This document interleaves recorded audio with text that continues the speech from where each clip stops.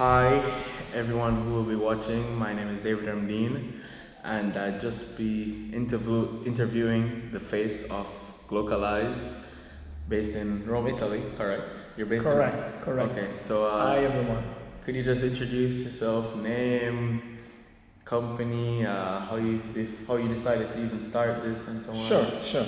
Okay, my name is Daniele Signorini. I'm a telecommunication engineer that after a certain time of professional career in technology, I decided to change my career, becoming an entrepreneur and creating Glocalize Yourself. That is a private company that works in partnership with different American university program here in Rome. And we organize extra academic activities for the university, but of course we have also other customers that are like adult families coming. Let's say the 95% of our customers are from USA, and so for us the American market is very important. We want to share our knowledge about Italy and Rome in particular, and to do so, we have organized Glocalize Yourself. We can organize every kind of activities, events, ceremony, etc., but only for our members. Okay. And so there is a membership in order to participate to our events. Interesting. So how did you come up with the idea? I mean, like obviously the telecommunications and so on, but like, how did you realize that this is like a good market? I mean, like since being here, I've seen like Americans, it's like they always come to Rome more than like any other country in Europe. So I guess like you probably witnessed that, but like, did someone like give you the idea, or like, how did you think of it? The idea came after some experiences that I made. The first one is that I'm married with an American woman. Okay. And so we had a lot of, let's say, relatives or friends coming from US visiting us. And so we started to take them around Rome. And we noticed the difference between, let's say, the moment that they spent with us and instead the moment that they are alone doing like the typical tours, like tourist tours. Okay. And so I had this idea that is also inside the name of Glocalize Yourself, because it's a mix of global and local. That means that globalization is fantastic, but only if you can experience the local environment, knowing more about the place where you are. If not, you are just let's say a simple tourist. Yeah. And probably you experience a little less respect a real globalizer. Yeah. Okay. Okay. And plus, for also during my previous professional career, I had a lot of colleagues coming from other parts of Europe. And when we had like meetings here in Rome, they always asked me if we had like a couple of hours. They asked me to take them around the city. And of course, being a local, Roman local, and my approach to the city is different to respect the approach that a specialized or authorized guide can have. And in fact, if I would like to describe what Glocalize Yourself is doing, using a term that probably I don't like very much, that is the word tourism. It's a mix of three different kinds of tourism. That is the experiential, the emotional, and the relational. Because for us, it's also the approach that I have is a completely different approach with respect to a normal guide. True. So in fact, I could say that with Glocalize, I create like a sort of a community of people that also if they leave Rome, then they remain in contact with us. They will know, yeah. And in case they come back, they want to contact us and see each other again. Yeah. So that's the point and the idea that make me create Glocalize. Yeah, that's a very good point, and like can totally like agree with what you said, because like I traveled to like other countries as well, and I did like the regular tour guide stuff. but like it's definitely not as relational and like emotional as it has been with you. And I can like definitely agree with like with other students. Cause like everyone comes here, oh hey Daniele, what's up? And Yes, talk, you know. yes, So I mean yes. like I can personally say like my favorite trip was the olive trip. Uh-huh. Not because I got the shirt, No, it's okay. but because I the villa was good of course, and I met a friend there who is still my friend today. He plays football, and I actually met him. I actually saw him on Saturday randomly, and like we had a good time for the rest of the day and whatever. So I mean like your experiences are like way beyond what I think anyone would come here to do. I think if we come here, like they would carry us to like the Trevi Fountain, the Colosseum, regular stuff. But like with you, you carry us outside, even what is outside of Rome. You know? Yes. So, yes. It's something you have to consider. What we organize is something that we already in some way tested, but it's something that is part of our knowledge, our experience. That means that it's something that we have loved to do and we want to share. Yeah. And so we are, every time we are like very, let's say, sure that it's an experience that is worthy. That's worth it, yeah. And then can give you a little bit more than like a normal tourist experience. Yeah. And I love to participate. There are some experiences that we had like 10 times, also more sometimes. Yeah. But it's always But different. every time I love to be present because it's something that I like. And I think that if I like it, maybe also the others could like it.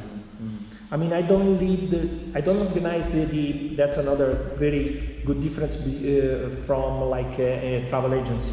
The travel agency organizes the tour and then give you the tickets and everything, blah blah blah, and then leave you alone. alone. In our case, instead, it's totally different. We participate with you. So we share the particular experience in that moment, the same emotions with the customer. Yeah. So it's something that I try to do because, of course, create a travel agency or a tour operator in Rome could have been like crazy because there would be thousands. What we try to do is something really different. Really different. Yeah, I can agree. And how do you? He has fans. Yes. All right. Yeah. So in order to do like something this different, I mean like it depends on like relationships. So I mean like how have you built so many relationships with like so many different places to be able to even bring us? I mean like I'm sure when you just started, you were probably just a regular customer yourself going to these places, but then you're able to like forge relationships with different organizations to even facilitate the tours. Well, it comes with the time. I mean,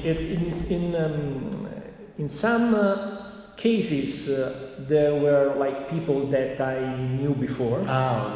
Okay, and I went there because, as I told you, we tested everything before. So we knew some of these people, previously, but in other cases, it's just the fact that we taste it. Also, for example, next semester we will have a new day trip. Yeah, okay? I can imagine. Of course, I have been there already. But the way how we are going to organize the trip will be, by the way, a little bit different. Yeah. And so in these days, I'm starting with the calling the people, and be sure if we can do something. If there are some alternative in case also the weather is not good, for example, because in this case probably we'll have this event in February. So the weather could be uncertain. So I need to create also some alternatives, some different options depending on the weather. And so I have to call people and see if it's possible to do like a little tour on the boat before and then the visit of this little village that is a medieval village, and visit this abbey, etc., etc. Or eventually organize the lunch inside the monastery of nuns, just to give and provide a different atmosphere, a different environment, and a different event. You know? And I'm working now for February. Exactly, yeah. Because I guess my follow-up question, well, obviously you have to be like very creative with your job. So I mean, like my follow-up question is like, how do you like structure your days? Because like what we see is like just you on Saturday, but I'm sure like you have to be working on a daily basis, obviously online, I'm guessing with the website and whatever, and then like in person. Online, in person, sometimes it's also reading. Just reading. Like it's full research. of books of story, and so you can have an idea. So you research, you try to find the right books to read in order to become a sort of a little expert about that topic. Okay, and then you look around on the web or like just asking friends. It's just a network of relations that you have to create in order to be able to organize then new events. But everything starts with an idea. I think this could be cool. Okay, let's do if it's right or not. You have to trial and error. And we try all the possibilities, because one of the things that I have to think about is also working with the budget. Exactly, yeah. So it's different if a student have to pay, or different if the university have to pay, or if there is a family coming from US and want to do a particular experience. There are all different budgets. And so you should be prepared for all the different possibilities. And there are some events that you cannot organize for a certain kind of, let's say, target, and other instead that probably could be perfect for others. So it's I would say becoming an entrepreneur. By the way, you have to consider that you work 24 hours a day. It's not something that you can do just like 9 to 5 and then forget it. Absolutely not. You are always. Sometimes I work at night. Sometimes I work in the morning. Sometimes in the morning I sleep, because eventually I have to be. I have to rest, because in the afternoon or in the evening there is events, etc., etc. You should be very good in organizing your life and your work. That's definitely. But by the way, it's really. I mean, I find this. I'm very passionate in doing so.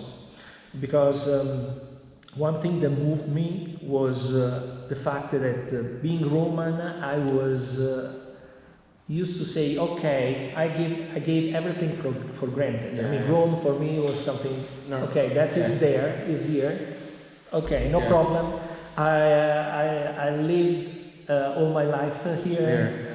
And of course, I traveled a lot. But by the way, my home is Rome. But then at a certain point I start to, let's say, I would like to say, to use my eye in order to observe better the city. Because Rome is one of the most beautiful, if not the most beautiful city in the world, but it's not an easy city. It's very complicated, so it's not, you cannot consider Rome as the best city in the world.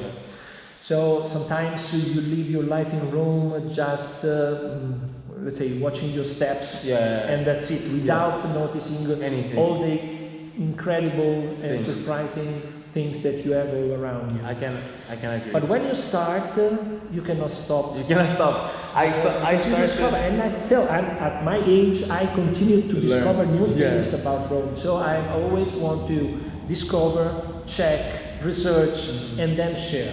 What do they call Rome? The city of eternal something? Eternal city. Eternal city. Because like I feel like every time, I mean, I've been here for like 3-4 months, but still I look at minor things and I'm like, why is that there? You know, because like every single thing here has like different technique of making different, I don't know, and like Rome could be overwhelming. definitely, because it's so much. Mm-hmm. And but there was a phrase that I'm used to tell to the people, that is a phrase that I stole from a journalist, an Italian journalist, but not Roman, that he came to Rome for work. He was working writing articles for a newspaper.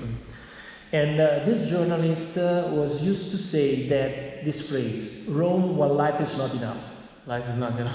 One life is not enough. One life is not enough. Because one life is not enough to discover or to know Rome fully. Yeah, very true. So, but that makes me more excited by the fact that means that this city can offer an infinity of possibility and occasions. So I think that is definitely something that it's like a source of art, of tradition, of history, legends, food.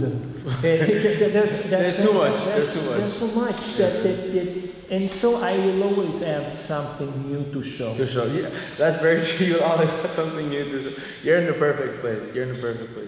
All right. So since we're like talking a bit about like how you organize your days and stuff, how difficult is it to like organize a business in Rome? Probably in Italy in general. Yes, it's not easy. Would you consider your business e-commerce or a sort of a mix? It's a sort of a mix.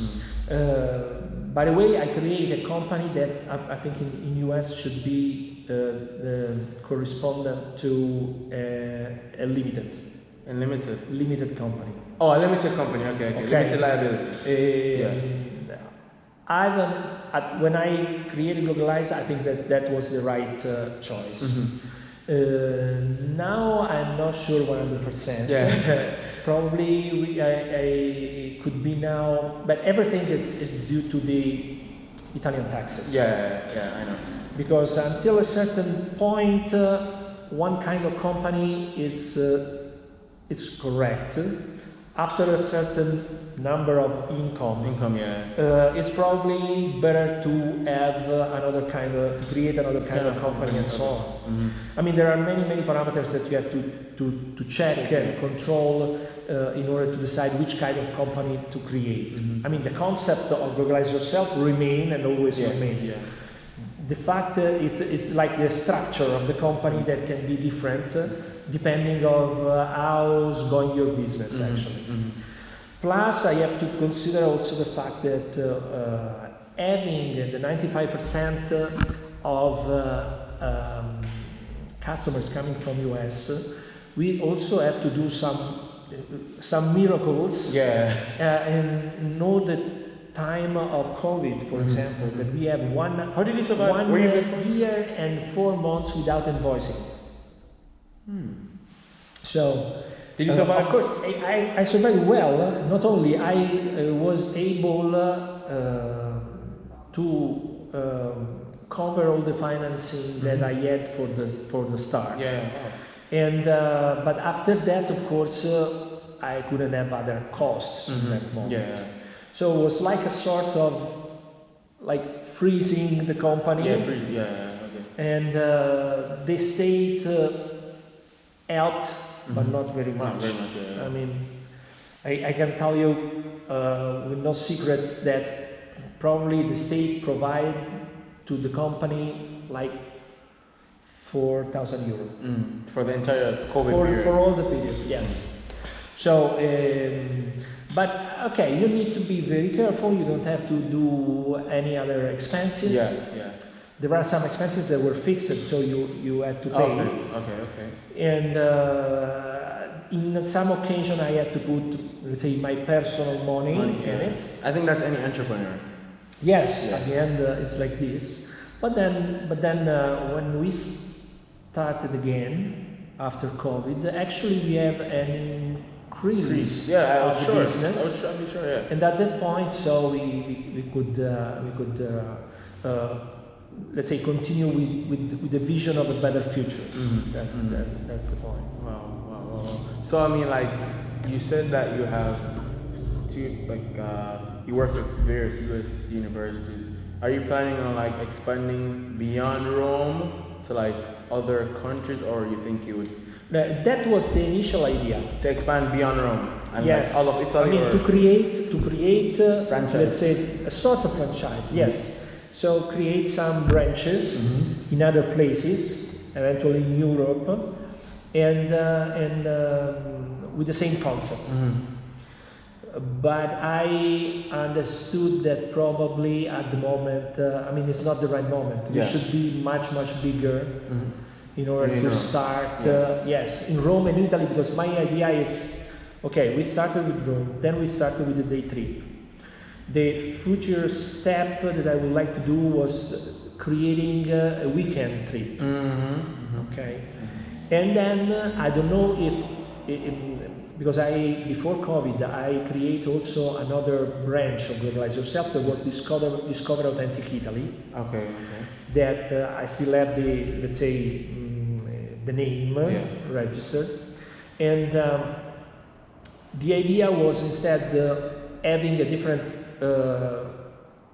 target of customers, and create like 1 week activities, all included. So it will be like a sort of, I don't want to say luxury week, but all inclusive week in some part of Italy.